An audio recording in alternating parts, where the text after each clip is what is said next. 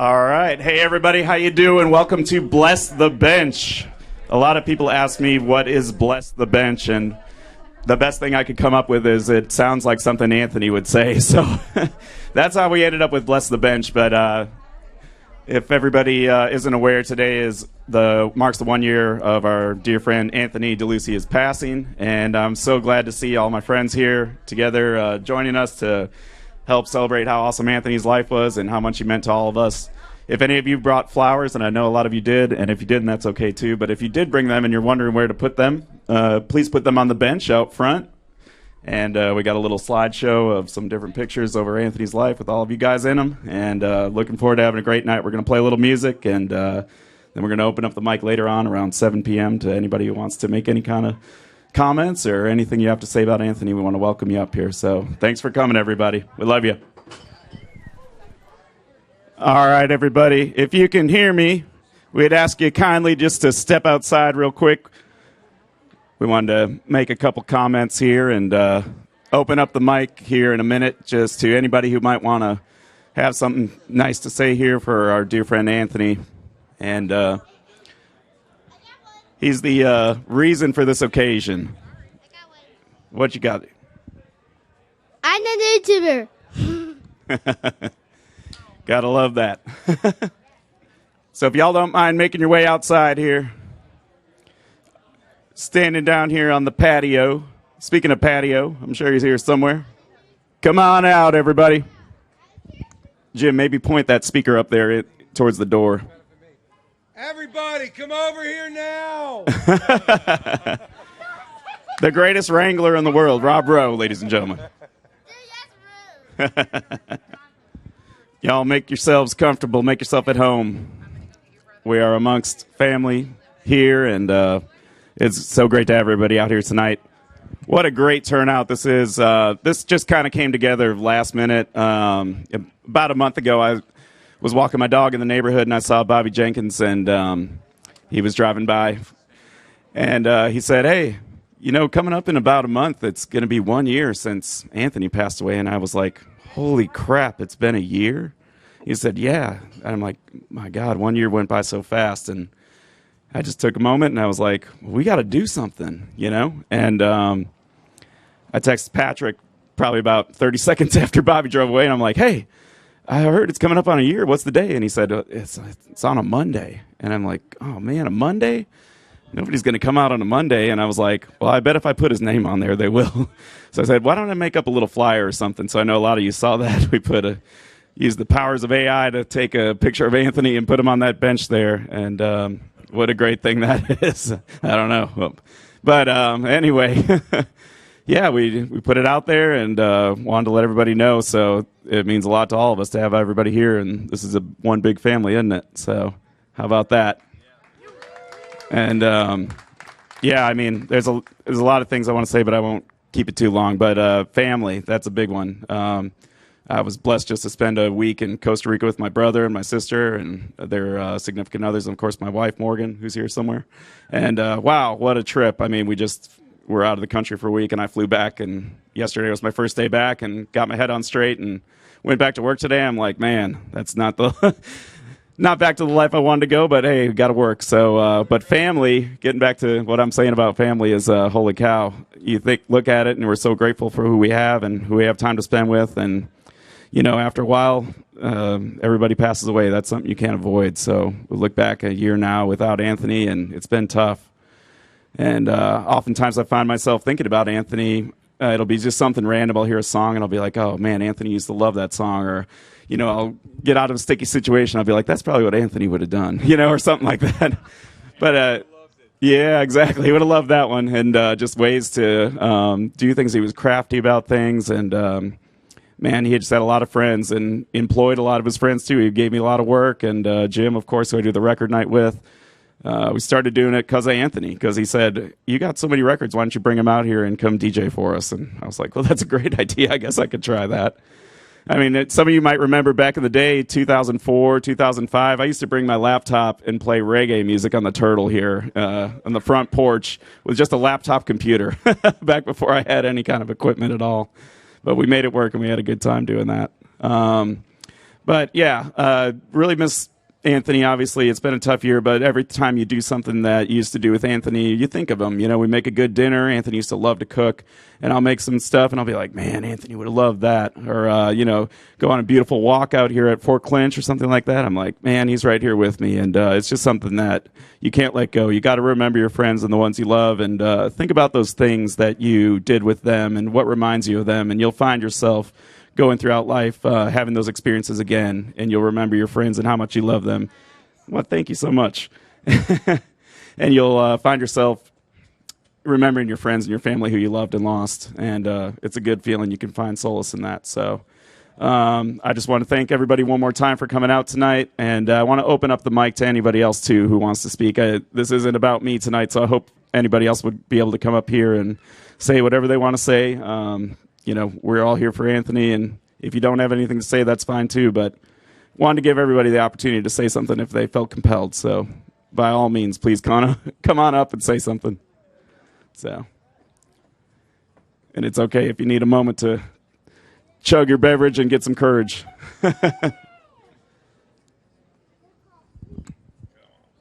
I know we got Rob. Rob will say something for us. I would love for Marie to say something. Let me pass it over to her. Anthony was a very good friend to me and my family. He was especially good to my daughter, Jennifer. And him and Patrick got him in a lot of trouble, but made him a lot of money, so thank you. But when I think back at this island and how much love this island has, and this is kind of strange, but I think back to Polly. Do y'all remember Polly the pirate? And when he was about to pass away, the last parade he ever did was the one in St. Augustine. And I think about this with Space and Jason, my husband, and all the good friends that we have lost. And Polly always said, and I think that Anthony would say this, when you think of me, don't cry, take your drink, tap it down, and say, here's to the dead guy.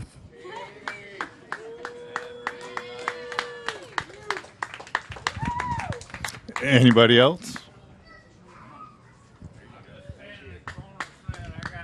All right. Anthony was a great friend to me and my family. And it's always interesting, like John said, like family was a big thing to him. He would tell stories about all of us to his family. Like when we met his sisters and when they came down, they had all these great stories to tell that we didn't even know he had shared with them. And they're like, oh, I want to meet you. You know, you're the guy behind all the stories. So it was fun, and he extended those stories not only to you, but to your children, and told stories to his family about your kids. And it was great because he didn't get the chance to have any kids.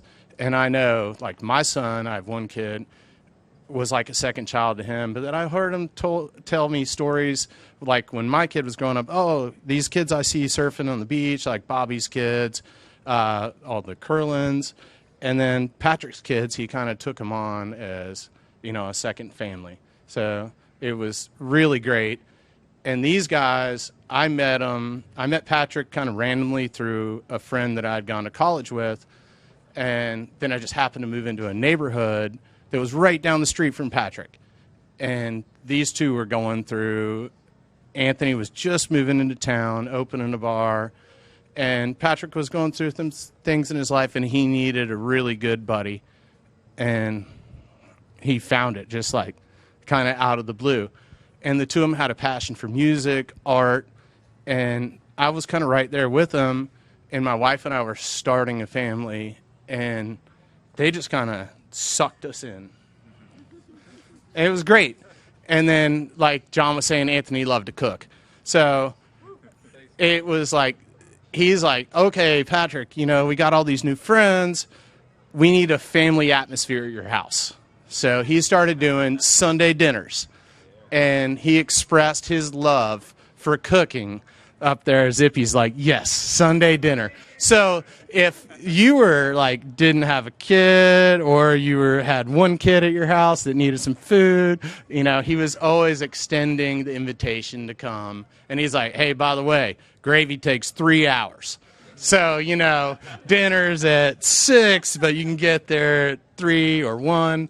And any contribution was always great. And I mean, this is where Devin grew up, and we were laughing about Devin. Anthony was kind of his older brother, to say they had a huge age gap, but they were kind of brothers. And we were just laughing earlier about things that Devin would love to eat now that Anthony cooked that he would never touch before. So, but these photos that are up, if you guys were here last year, a lot of them were not on here. And one of his buddies, Jeff Landers, who was his, might as well have been his dad, if Patrick wasn't his dad. And Anthony's dad was great and is great, but he wasn't with them all the time, and he always kind of needed some direction.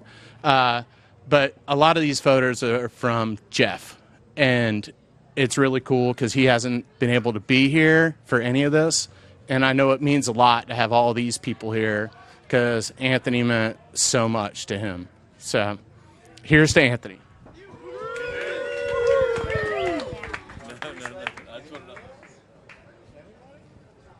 All right, well, here you go.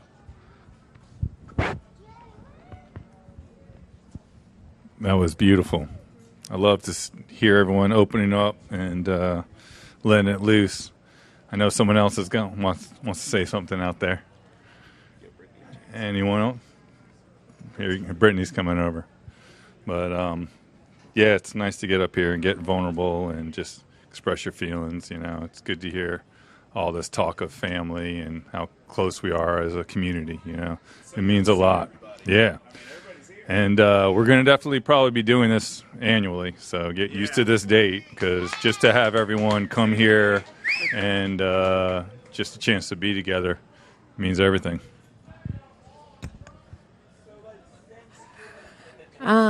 As everybody knows, me and Anthony were inseparable. But I don't really know what to say other than that he meant the world to me, and I cherished every moment with him, and he will live on with me forever. And I'm just really happy I made it to this event tonight, and thank you all for being here for me and for him. Thank you.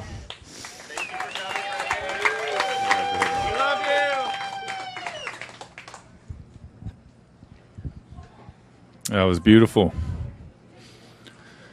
Anyone else want to say a couple words? Anyone got something on their mind? You're more than welcome. What's up, y'all? My name's Shane, Shaky Crawdaddy, and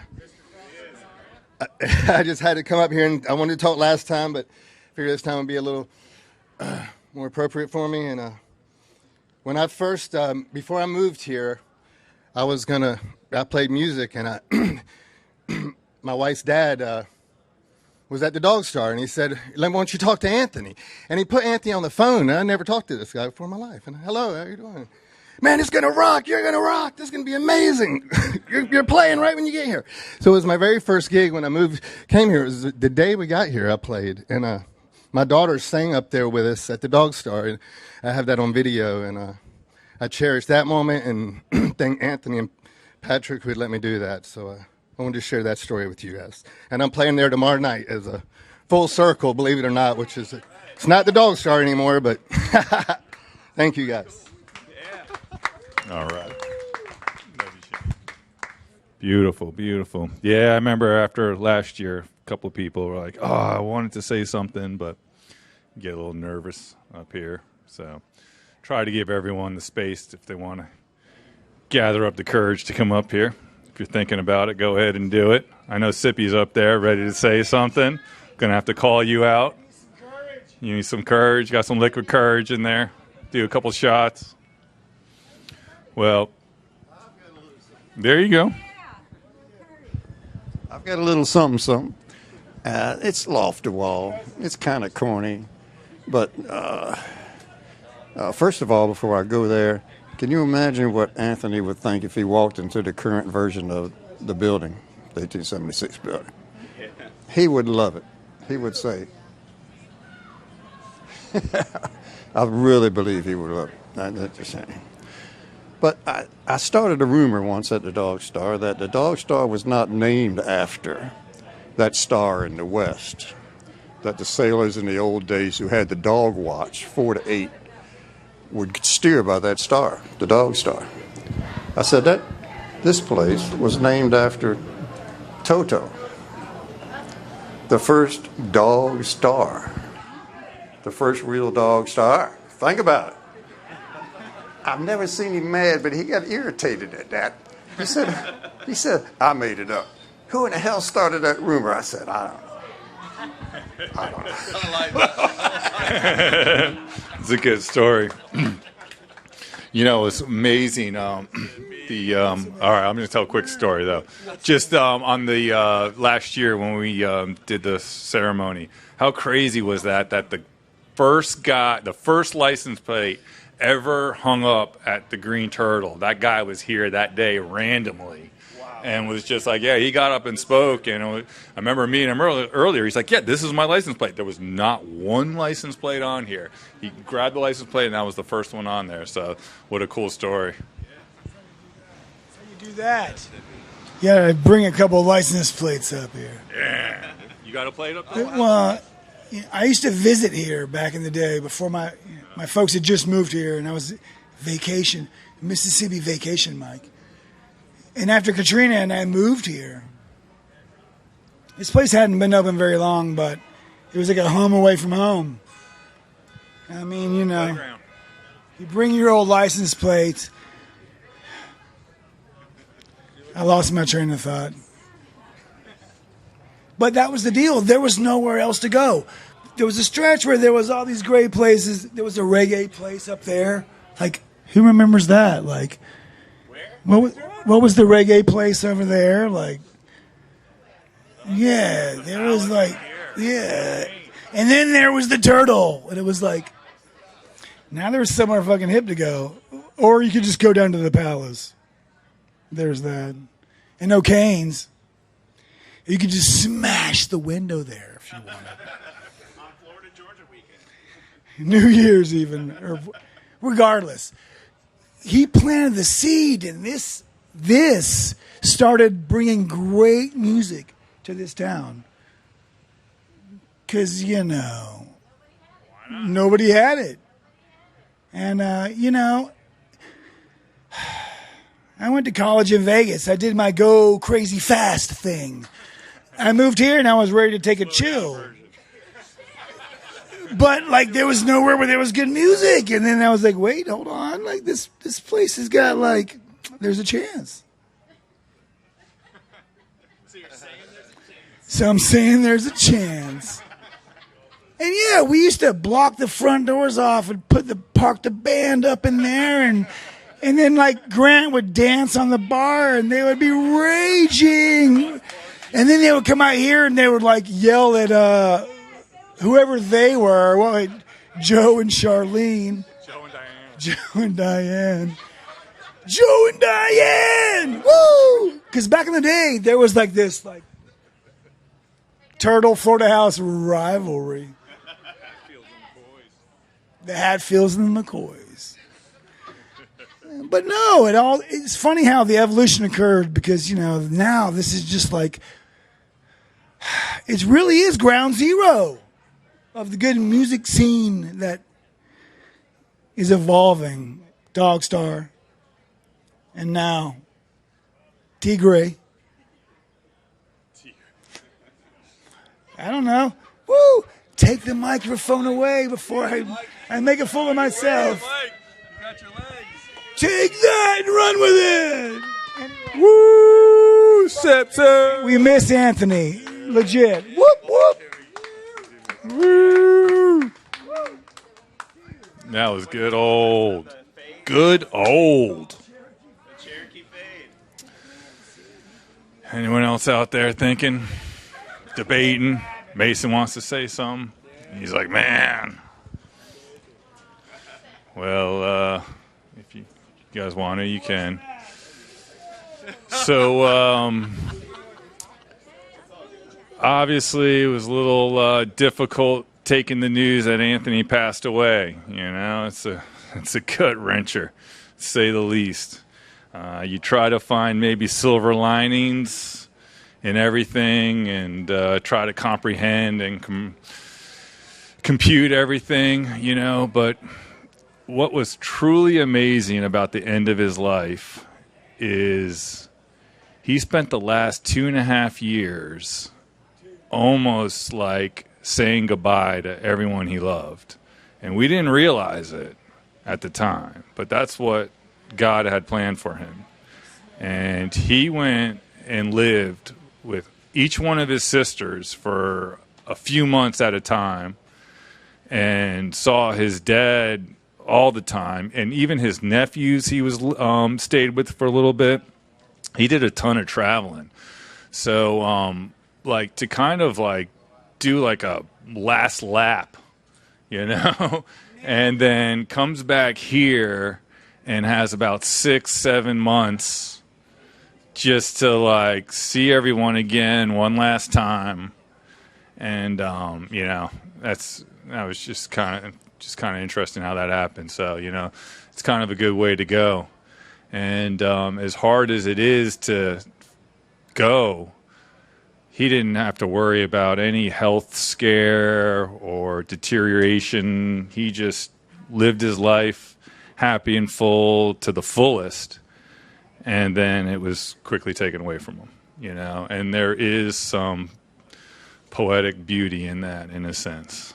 You know, and that was said to me during the grieving, and it's hard to hear, but it also does make a lot of sense. And, you know, there's really no easy way to go, that's for sure. But there's something beautiful in the way that he lived his life and went. It's real nice to be here with everyone. I know last year, even pulling that thing off was like, I mean, in my head, I'm going back and forth. Like, should I even do this? His family's not here. Like, your emotions are all over the place. Can I pull it together? Can we pull it together? You know, and then, I mean, it was just so beautiful last year having everyone around and everyone's energy coming together and comforting each other meant a whole lot to me personally. And I know a bunch of people did mention how much it meant to them. I want to kind of use this opportunity, and of course, I don't know if like how many people know, but like, you know, I did perform CPR on him right around this time last year. It was right around just after 7 o'clock. So I'm real happy to be with you guys. You know, I was kind of worried about this like time stamp of the day, just because it's, you know, it's hard, and so. It's super nice that we're all here to be together doing that. So obviously a traumatic moment, and I had people suggest to me, rightfully so, that I should see a trauma therapist. And I'm not afraid of mental health or anything like that, so I said sure. And I did go to a local trauma therapist. And I want to mention that to everyone because when you think about going to a trauma therapist, I had no clue what that meant. And I'm thinking I'm going to sit down and talk to a shrink about my feelings. And that's what you think about a therapist. Well, I was completely amazed, and it was a complete eye-opener on what trauma therapy actually is.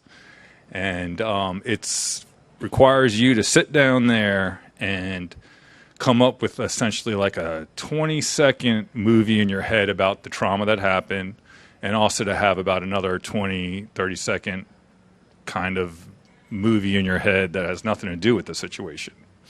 They put you through a bunch of mental exercises where you are going through this movie. You're seeing it in black and white. You're seeing it in color. You're seeing it in first person. You're seeing it in third person. You are now watching yourself in a movie theater, watch it on the screen. Now move that screen back. Now it's in black and white. Now you're going to move it closer. I mean, it is a mental, like, Olympics. And it is I mean, like it takes you a second. You're like, all right, hold on a second. I got to get in black and white. I mean, your brain can't just start firing off like that. So it takes you through mental exercises, and these are the same type of stuff that like guys that are coming back from war-torn regions. She does a lot of Zoom calls with Ukrainian fighters and stuff like that. So it's the same techniques they use for that, and it has like a 95% success rate if you do 2 sessions. So take it for what you will. I know a few friends that have gotten their hearts checked out and actually have to, further check into some stuff. So it's raised awareness of their current health condition. So in honor of Anthony, I thought I would mention what happened with me. And if that helps anyone, great. And pass along that information, because anyone that that went through maybe a traumatic experience, I would look into it. It's not sitting down talking to a shrink. All right.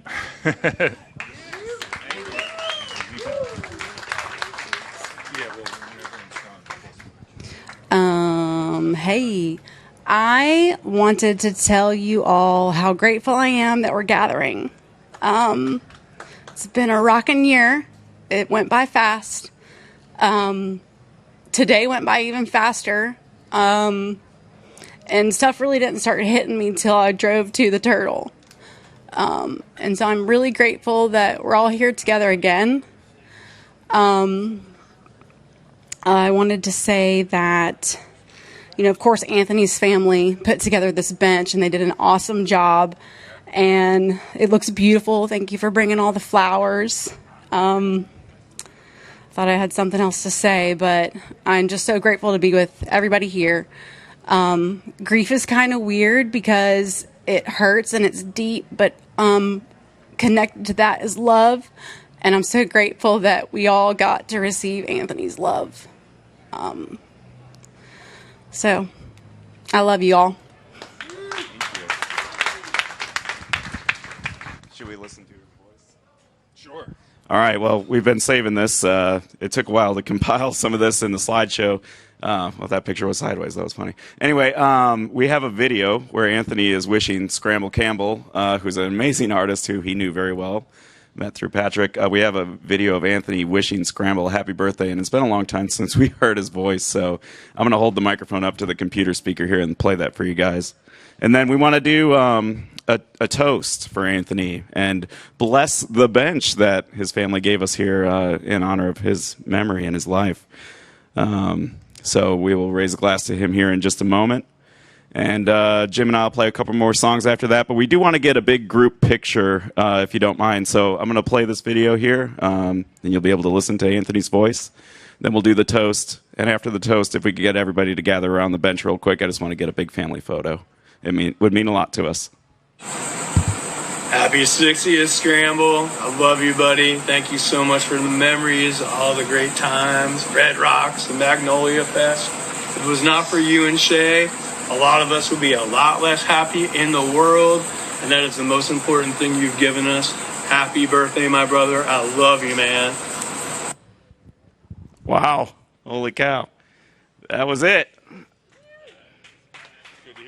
Yeah, good to hear your voice, Anthony. We love you. Thank you, everybody, for coming. Thank you for being here. I'm going to hand this off to the Higgins family here for the toast. Thanks again so much, everybody, for coming. It means so much to me for everybody to be here. All right. Grab your drink. Raise your glass. By the order of the Green Turtle faithful, we hereby dedicate this bench to Anthony Delucia, who proved to us all that one good bar could change an entire town.